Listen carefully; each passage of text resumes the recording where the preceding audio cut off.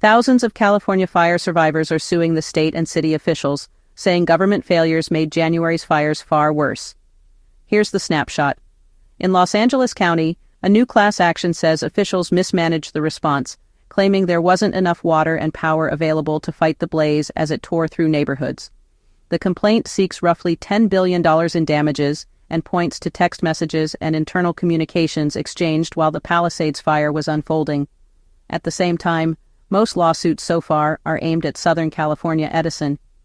Plaintiffs allege Edison's power lines sparked the Eaton fire, the most destructive in California history, destroying thousands of structures and burning more than 14,000 acres. Federal officials have stepped in too. The U.S. Department of Justice is suing Edison, arguing poor maintenance of power transmission infrastructure contributed to the January outbreak. They're seeking tens of millions to recoup government costs. And there's another legal front: insurance. Homeowners are suing major insurers, accusing them of cutting traditional coverage in high-risk zones and pushing people into California's limited, pricier fare plan just before the fires hit. Authorities say the Palisades fire began as suspected arson. One man has been arrested. Critics argue early containment fell short, allowing it to reignite.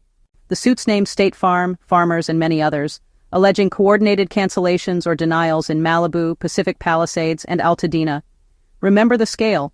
The Eaton fire ignited on January 7, 2025, amid high winds, burned over 14,000 acres, destroyed roughly 9,400 structures, and claimed 17 lives, making it the second most destructive and the fifth deadliest wildfire in state history. So, what do these cases argue, together?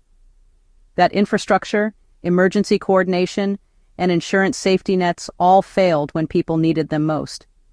Officials and companies named in the suits dispute liability, and investigations are ongoing. What comes next? Months, maybe years, of discovery